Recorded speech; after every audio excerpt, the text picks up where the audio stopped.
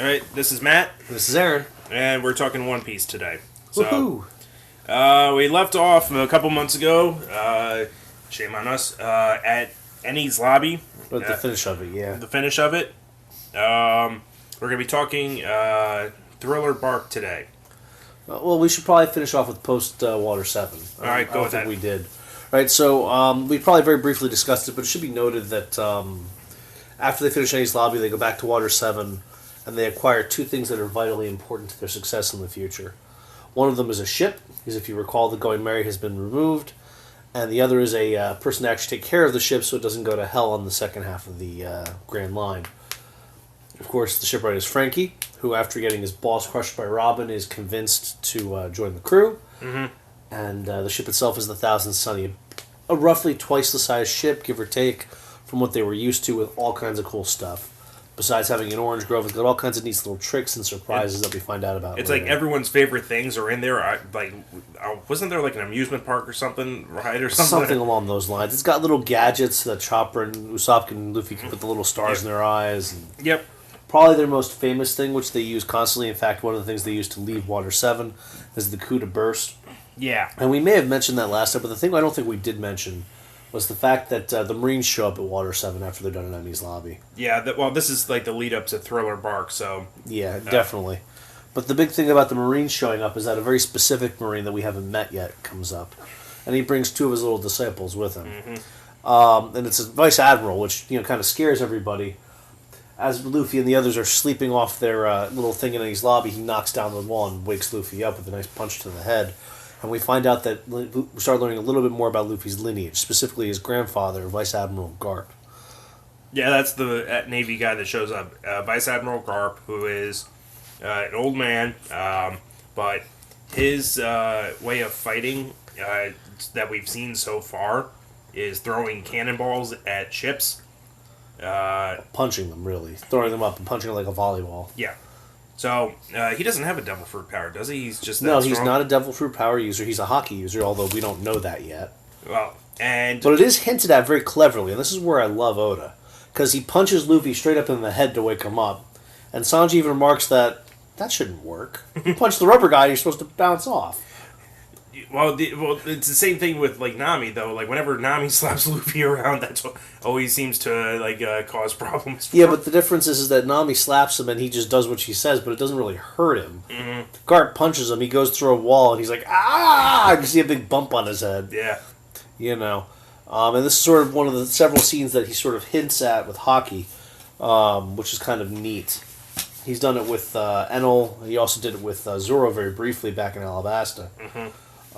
So it's kind of neat to see that sort of coming out. It's one of the things I love about One Piece, is you see something and you don't really realize how important it is for another 400, 500, 600 chapters. Yeah, 20 years later. Yeah. You see this, we probably saw this scene in, college? Yeah. And it took us until, 2 years ago to finally find out, yeah, this is hockey. There's 3 types. Neat. So, the two underlings that Garp has with him, though, are very important because, remember, back way when... Literally the first chapter we meet Kobe. Yeah, Kobe and Axehand's son. Helmeppo. All right. And it was...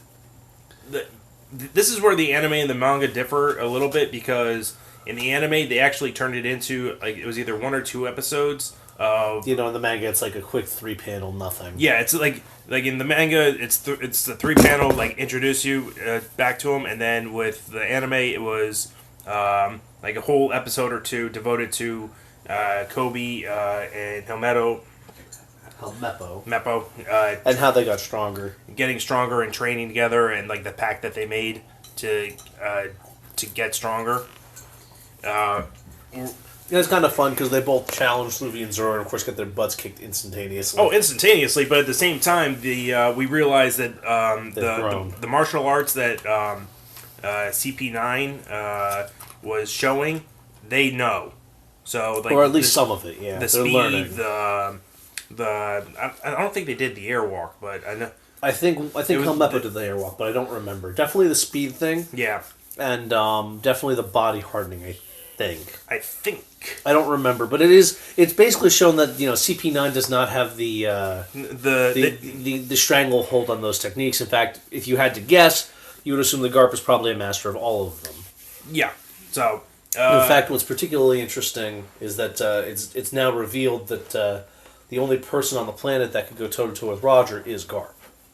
Well, Garp was the one back in the day. Well, Garp was the one that brought in Roger. So at least that's what we're led to believe at this point. Well, he was the he was officially the one who brought him in, but later in the manga, I don't want to spoil anything. Yeah. Okay. So all right. So Luffy and the Sunny and the crew managed to get away from Garp using the coup de burst. Yep. And then there's no filler arcs in there. Like there's, I mean, in the manga, in the anime rather, there's tons of filler everywhere. All right, so assuming I think in the anime, in fact, they find the fish poop islands from Usopp at this point. Okay, so but I'm not sure about that. There might be some fun filler in there, but I usually skip the filler. Like I just read it. So let's go right into Thriller Bark. Yeah, one of the more interesting arcs to come into the into play, I'd say for a while, honestly. And I'll get into like the purpose of the arc afterwards, but in terms of what it does, it brings it after two long introductions to characters. Like Robin's introduction to the crew was long, and then Frankie's induction to the crew was long. Yeah. We get a really quick, hey, look, there's a deserted ship. Let's go on there. It's like, and, oh shit, that's a talking skeleton. And followed by stars in Luffy's eyes, and boom, crewmate. Yeah, so automatically, so this is where we get introduced to Brooks. Brooks, and we were actually introduced to Brooks sort of earlier, because again, the 400 chapter foreshadowing. Go ahead. Well, I don't think it was that not long as like the Kobe one, but at the same time, if you guys remember, there was we talked about LeBlue, the whale that the crew came into contact with immediately coming after the giant wall, the red wall, and Brooks was a part of the crew that befriended Blue. Like 50 years ago. Laboon. Laboon, okay. Laboon, I gotta remember that. So names are a thing, buddy. Well, they count. So,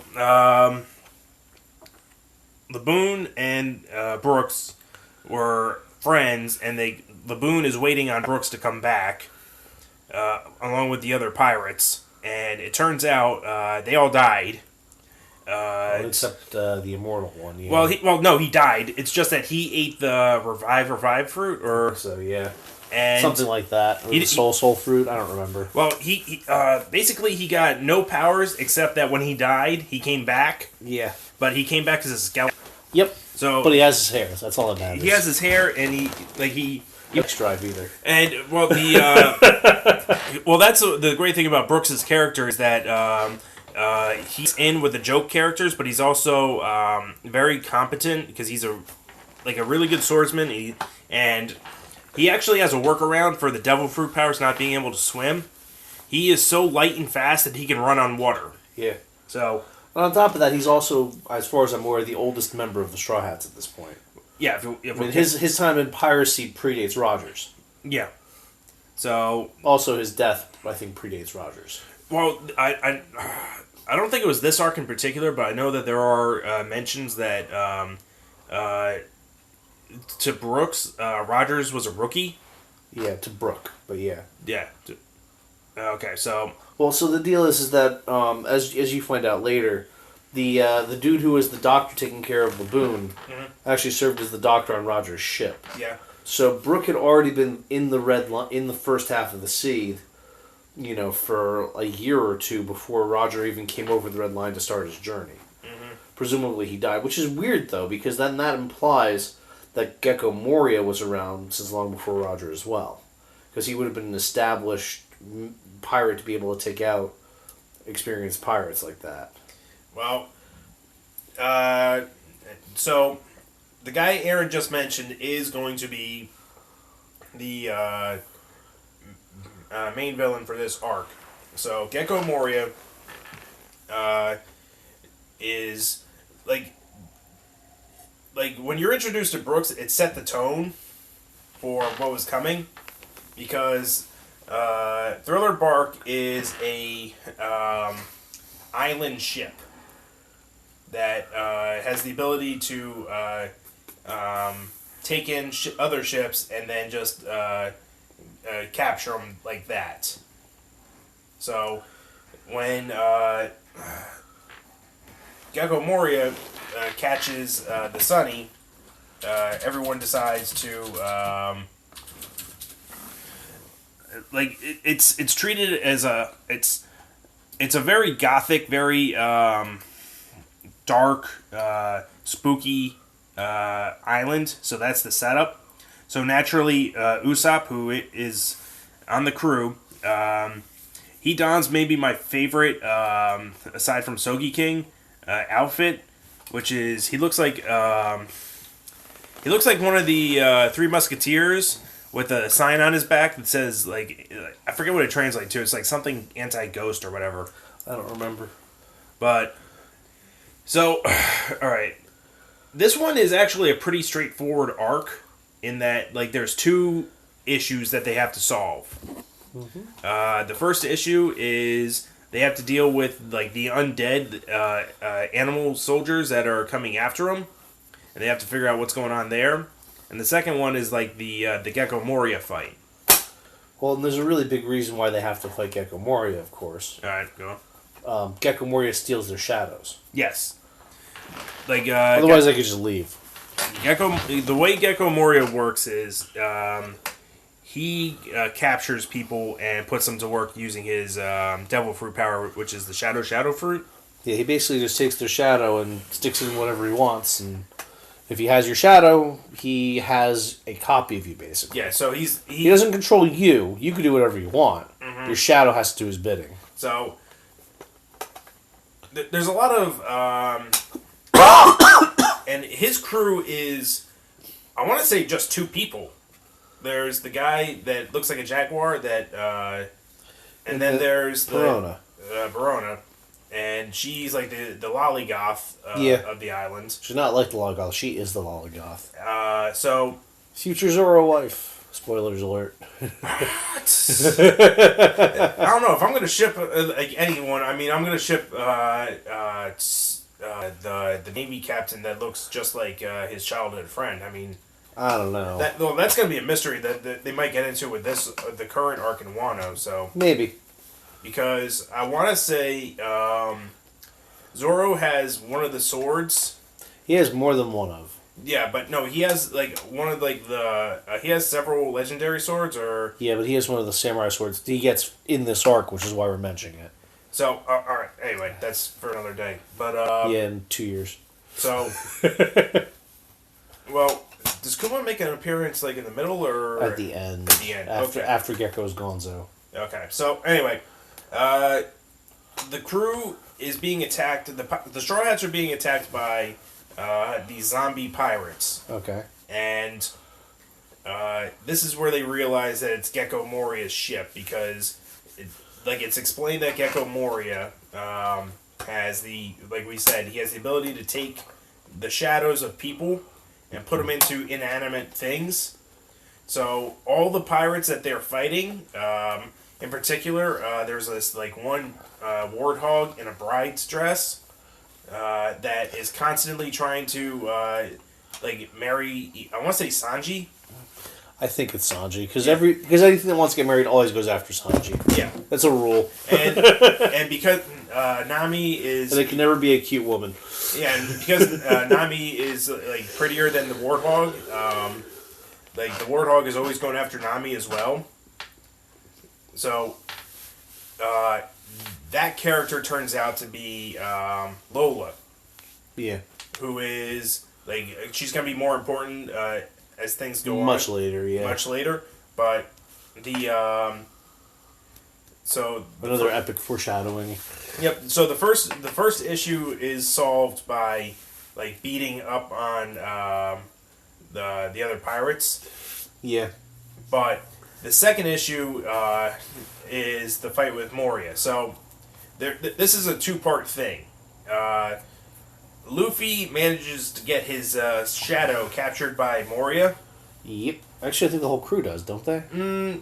Everyone except trying to think who doesn't have it happen to him. I don't know. Luffy definitely does. As I think Zoro gets his shadow stolen. I think Sanji does too.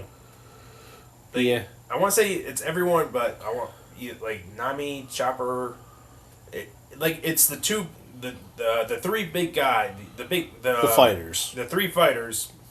Luffy, Zoro, and Sanji all get their shadow stolen. Yeah.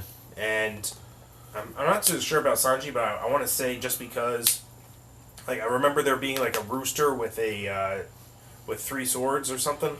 I don't remember. I don't remember exactly what it was. This arc it's not long and drawn out like Alabasta was. No, in fact, it's a one arc saga.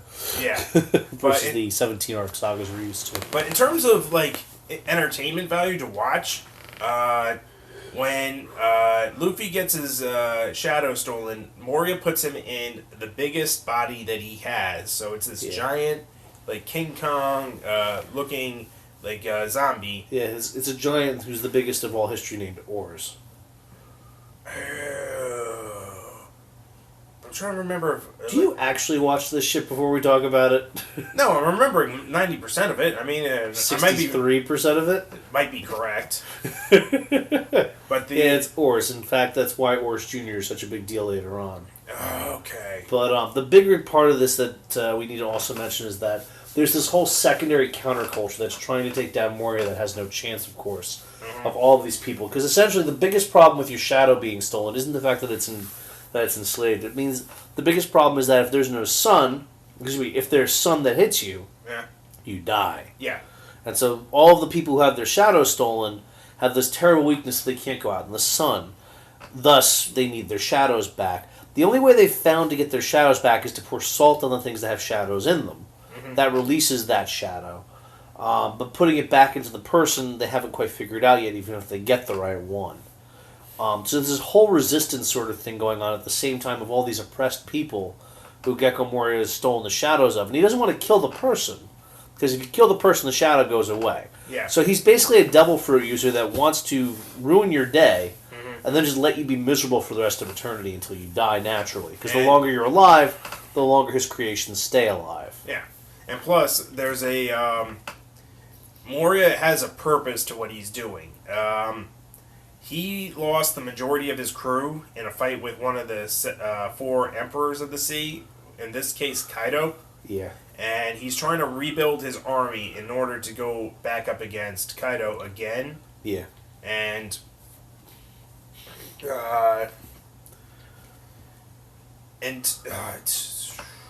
you remember how exactly they got Luffy's shadow out of the giant body? Yeah, they beat the piss out of it and killed Moria. Well, they didn't kill Moria. Basically, they made the body unable to move, if I remember correctly, by beating it to a pulp. Mm-hmm. And then they took on Moria, essentially. Now, I do remember that this is where Zoro gets one of his big swords. Mm-hmm. I think it's Shisui, but I have to double-check the name of it. I don't remember.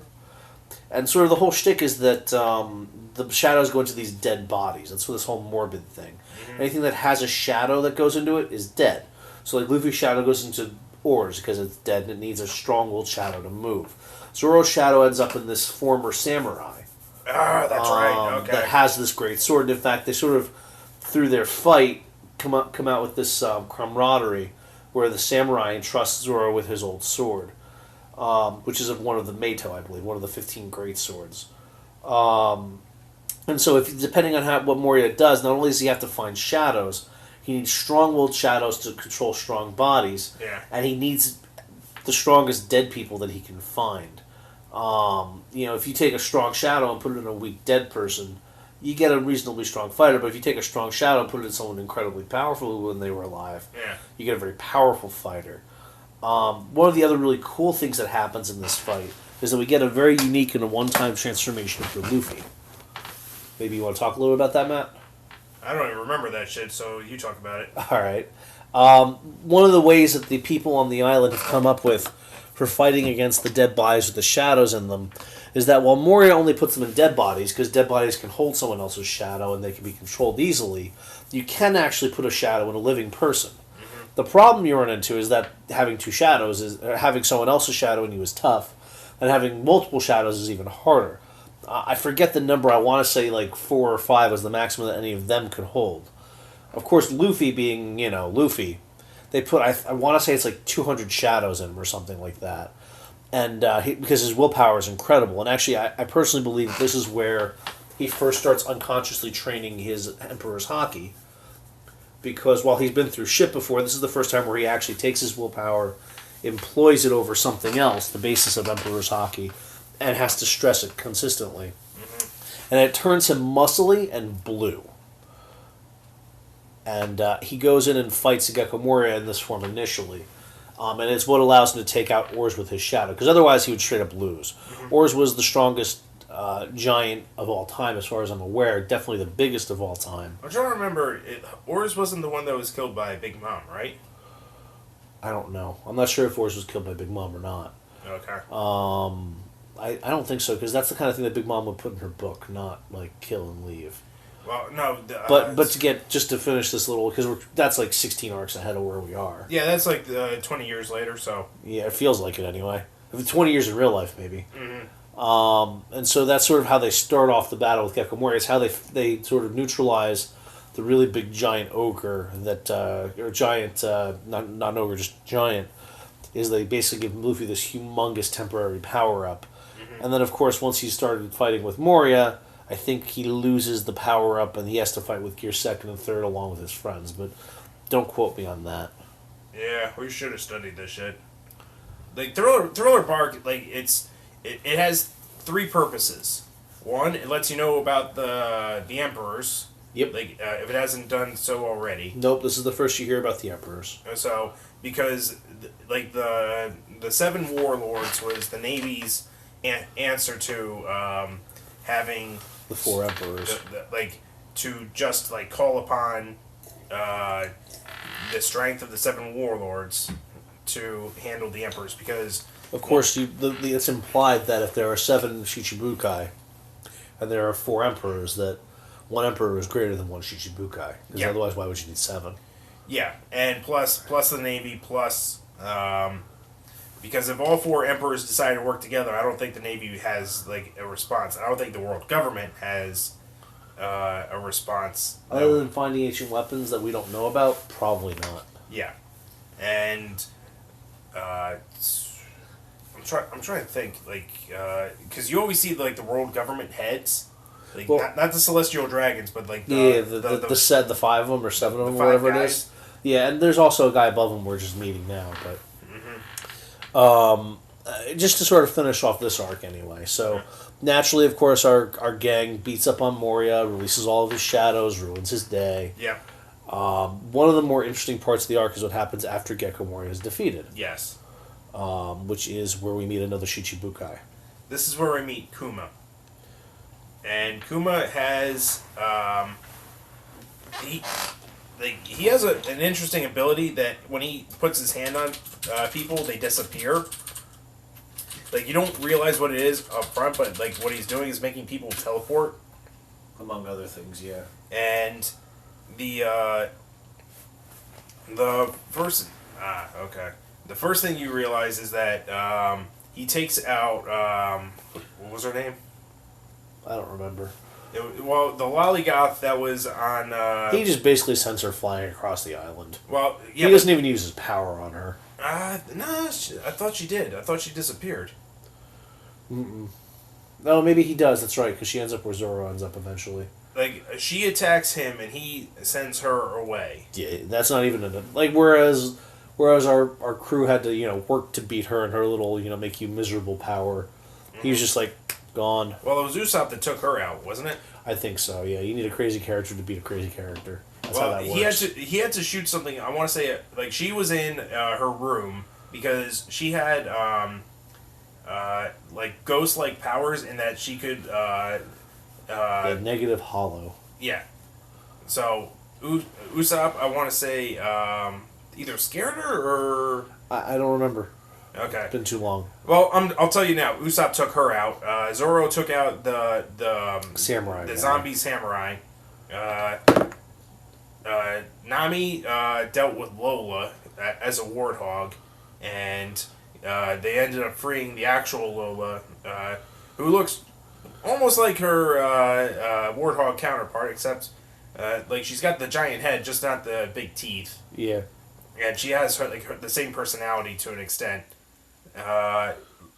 Luffy took out Gekko Moria With help, but yeah. with help, but the I'm trying to think, who did Chopper helped Usopp or It's not important at this point. Yeah, they all take on their little opponents. But to get back to the concept with Kuma, Kuma? Yeah, so this is where one of the major scenes that shows the solidarity of the crew happens. Kuma's there. We don't really know why. He doesn't seem to have any particular affiliation with the Gekko Moria that we know of, at least at this point, or ever really. But what we do know about Kuma is that he's weird for a Shichibukai. Yeah. Our experiences with Shichibukai thus far have been Crocodile, who tried to kill us and nearly succeeded, and we beat him. And if we hadn't beat him, would have killed us. And Gekko Moria, who would have trapped us and enslaved us forever if we hadn't beat him, and was not that far off from succeeding. And do we know at this point about Hawks being a warlord? I don't think we know that he's a warlord yet. Because like I know we've met him, of course, Well, the but first- I don't think we met him. the first warlord that they meet. we met him. I don't think we knew. Yeah, the first warlord that they meet was Hawkeye. Yeah, but we don't know what the warlords exist at that point. Yeah, I think it was the Barate arc. So yeah, It's kind of like we don't know that Shanks is a Yonko yeah. until long after we've met him, because we meet him in like the first couple chapters. You meet him in the very first chapter. Yeah. Uh, So I mean, that's just details that Oda either hadn't figured out yet or just didn't want to tell you just yet. yeah, I don't think you wanted to tell you. I think number 2 is the option that he took. And But Kuma comes in, and he kind of says, I guess he wants a real battle if he's going to fight someone, but he offers to crush them, and of course, Luffy is at this point incapacitated. yeah, Between the damage he took and the strain of having 200-something shot into him, he is unconscious and absolutely beaten within an inch of his life. And Kuma gives them a choice, essentially. He can either fight them as normal, which is basically certain death, or if somebody wants to take their captain's pain, because he apparently can transfer that for some reason, which has nothing to do with teleportation, mind you, he'll be willing to spare the crew effectively. And so, after a short fight between Sanji and Zoro, Zoro takes Luffy's pain. And so, Kuma literally takes all of the damage and exhaustion that Luffy took on to try and save his friends, and hits Zoro with it. And Zoro absorbs it, and Luffy wakes up fine. And Zoro is even further close to an inch of his life. yeah, And it's kind of interesting because it sort of shows this kinship. You know, he gave them all the option to run away and just take Luffy, or to take the pain, and potentially he wouldn't keep his word. You never know with Kuma. At least they didn't at that time anyway. It sort of sets up this whole thing that their bonds are true and they're not weak, and you kind of know that because of how One Piece is. yeah, But it's one thing to say that you'll die for someone, and it's another one to literally think you're going to die for them and take it intentionally with time to think and not in a stressful situation. It's easy to jump in front of somebody who has a gun in front of someone you love. It's less easy to set up the gun, watch them pull it, know that you could stop it and make a choice, and have them shoot you anyway. And it's a very... and what's even more interesting is they never tell Luffy what happened. yeah. He never knows that. He's just like, why don't I hurt? Oh, I must have healed super fast. I don't know why. Because Luffy's an idiot. But it's this sort of very endearing moment for Zoro, to show truly how deep the bond he has with Luffy is and with the rest of the crew. Well, Zoro is the first mate, so He is, but not all first mates would do that. oh yeah, Blackbeard. Well, I'm trying to think. Was either before or after Thriller Bark? Was what before or after? The Ace versus Blackbeard. It was before. Before? Ace vs. Blackbeard happens right after Luffy leaves Water 7. If we didn't mention it, that we missed a really, really big plot. Okay, so component. all right, so like what This is why we should fucking plan these things out first. yeah, we gotta remind ourselves to look at what we gotta do. So anyway, assuming we haven't already talked about it, I don't think we did either. Fuck. Ace has been on a mission to go find Tetch, Blackbeard, Teach. because And we did talk about the fact that Ace is after Teach inside of the Alabasta arc. I remember that much. the Alabasta and all that, but either after Water 7 or after this one, Thriller Bark. I want to say it's definitely before Punk Hazard. It's before Thriller Bark. Okay, so Like, straight up it is. I'm sure of it. So, Ace manages to catch up with Blackbeard, who has like a small crew by himself, which we've seen. Yep, we've met them right before we went to Sky Island. Mm-hmm. And Ace only fights Blackbeard. Yeah, it's a one-on-one. At least that's what we're led to believe, anyway. And we find out that Blackbeard's powers are very intense because they're described as weird. Well, no, for the type of powers that they are weird. Like, he can absorb anything into himself. We don't know that yet. Sort of, because like nope. We don't find that detail out until he fights Whitebeard.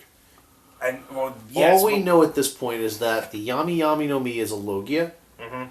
He tells Ace it's weird, and then all we see is this humongous explosion where Ace creates an ever-burning sun, and Blackbeard is fighting with the darkness. Yeah, but don't forget, though, that when Ace attacks him, like, a Logia would normally either go through him or, like, not affect him, but he gets affected. Yeah, that's why he says it's a weird, it's a strange fruit. But, so he can, like, we're going to see, like, a further extent of the power with when he fights Whitebeard.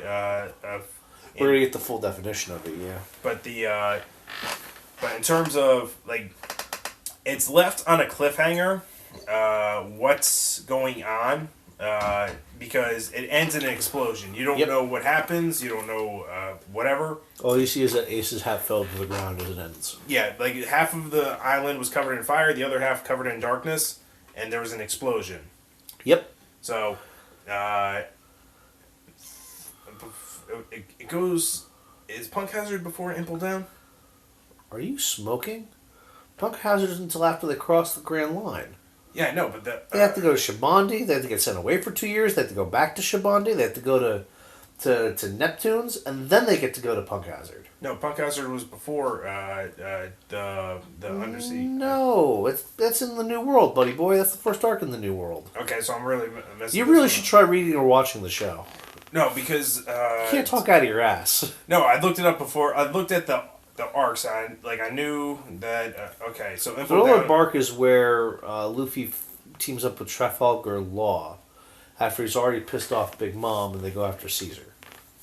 Okay. That's way in the future. Well, that's Punk Hazard. So that's way in the future. Okay, so that's like after the War of the Best. Shabandi, War of the Best. No, War of the Best first. No, Shabandi, then War of the Best.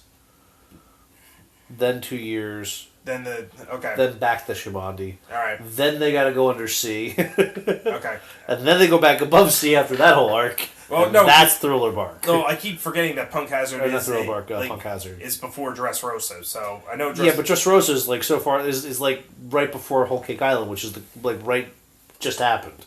Okay, so you're like 10 years in the future. Well, is Impel Down the next arc then? No, I think next they go to Shabandi. And they get whacked away by Kuma. And then, while being whacked away by Kuma, Luffy finds out about Ace. Okay. And that's when he goes, because Luffy gets whacked to the Amazon island. Alright, should we just set that up then? Because I don't think that's, like... I think we're missing something in the middle, though. We should probably stop talking out our butts. Alright, well, why don't we use one of these computers that we have in front of us, like, and just check this out. Let's check it out, like, while we're recording, too. Alright, just so that the audience knows exactly how stupid we are sometimes. You know, because we're totally professionals. Oh, yeah.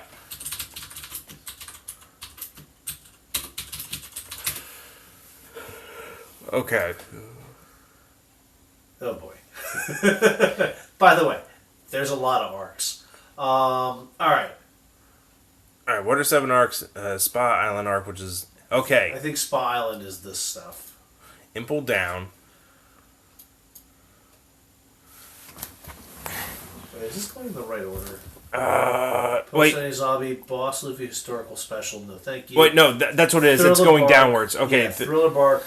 Ice Hunter arc is a filler. That's filler. Chopper Man Special is a filler. Thriller Bark arc. Spa Island's another filler bullshit. Okay, so Thriller Bark is only. All right, so after Thriller Bark is the Shabandi Archipelago, followed by the Amazon Lily, where Luffy gets sent. Remember, he meets the princess. Okay, so the next major arc that we're dealing with is the Summit War. Yeah, which is huge. Okay. Awesome. Okay, so the next one we're going to be talking about in the next episode is the Summit arc. Or Summit War arc, so which includes the Body Archipelago, the Amazon Lily, the Separation, Impel Down, and then Marineford and the post-war. Marine. Basically, all the things I described that happened before Punk Hazard, that's what happens. Okay, so basically, what Thriller Bark was like a nice reprieve from like the really heavy, like. There's not a lot of huge plot points in this one. There's a lot of things that get set up that we don't know. Like, there's a lot of like setup and all that. So, it's also a good way to get a crew member, and it's also another way to piss off the government. There's sort of the hidden thing that we don't really think about at this point, and doesn't really become apparent really until after Whole Cake Island, which is way in the future. Yeah.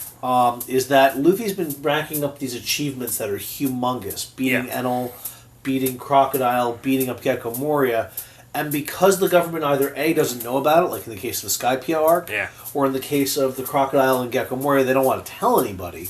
Now, he's highly underrated on his bounty because he's beaten up two. Well, speaking of which, you want to look up the exact numbers on this one just so that we could give people that one? What numbers? Because after they beat Gekko Moria, this bounty doesn't change. It doesn't change after this one? No, they don't tell anybody he beat Gekko Moria. Well, no, what they did... That's the whole point of what I just said. I know, but didn't they do what they did with when he beat Crocodile? They didn't give him any credit, but they gave him nothing. Yeah, but they still raised the bounty, though. Not after Gekko Moria. Type that in. They don't even tell... The whole point of the end of the mark is that they don't tell anybody Gekko Moria got beat. Okay, well, just type it in to see if his bounty went up regardless. After Thriller Bark, does the bounty get up?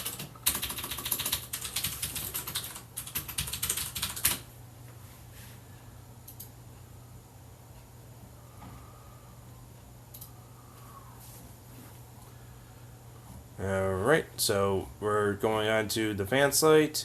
List of bounties, Straw Hat Pirates. Arlong Park. So his second bounty after the 3-year Crocodile. Third bounty was after Enies Lobby. Fourth bounty was after the World Noble. Yeah, they completely skip it. Okay, so... As I said. So, we have confirmed that there is no bounty increase for any of the Straw Hats after Gekko Moria's beat on Thriller Bark. Same thing with the Skypiea arc. And so it's kind of neat because Luffy's gaining power and would be gaining bounty if these things were publicly known. Mm-hmm. But either A, the government doesn't know it, like in the case of Skypiea with Enel, who Enel was considered one of the unbeatable fruits. Luffy got lucky in having an advantage. Plot armor. And Gekko Moria being a Shichibukai, they don't want to... It's actually said in the series that the government doesn't want to tell people that Gekko got beaten, because that's 2 of the 7 Shichibukai beaten in like a month or 2 of each other, and it would start to potentially crumble the power. But it is why Luffy, while he may not get a public bounty raise, because people are like, why? And they have an excuse that they also just raised it because of Enies Lobby. Mm-hmm. They start putting him on one of those like short lists of people they really would like dead. Well, they haven't mentioned the worst generation yet, have they? So I don't know. I don't remember. Like I want to say like the Sabaody arc. That's when it becomes like. I think it becomes prevalent then. They probably mentioned it like once somewhere because that's what Oda does. But it definitely didn't become prevalent until Shabandi, which is still a bit in the future. Okay. So the next episode we're going to be talking about the Summit War. That's a long saga. Well, the things that like supposing that the people are actually listening to this in order. The things that go into Summit War. You mean supposing they're actually listening to this? Well, I mean, future generations, who the fuck knows? I mean, so anyway, things that go into Summit War. Luffy's a pirate. He gets Ace is captured. Ace is captured, and the crew has come into contact with Kuma, and there was I'm trying to figure out if it was both manga or if it was a filler, but there was a one episode in which the seven warlords are asked to come into the world government headquarters. No, that's manga. That's manga. Well, how many? It was. I think 4 or 5 show up. Kuma shows up. Don Quixote shows up. Hawkeye shows up. Gekko shows up. Really, Gekko showed up. Gekko showed up. The only ones that didn't show up were Crocodile, and Crocodile is currently in prison. Well, he's currently in prison, and that's where they foreshadow something about Blackbeard. But anyway, and Blackbeard makes a case. I'm trying to think, was it around this time for Thriller Bark or this episode we're talking about? You're getting close. Okay, but we should probably cut our losses at this point. Yeah, we've been talking for 40 minutes and we've been half-assing it for the most part. But all right, guys, peace. Take care.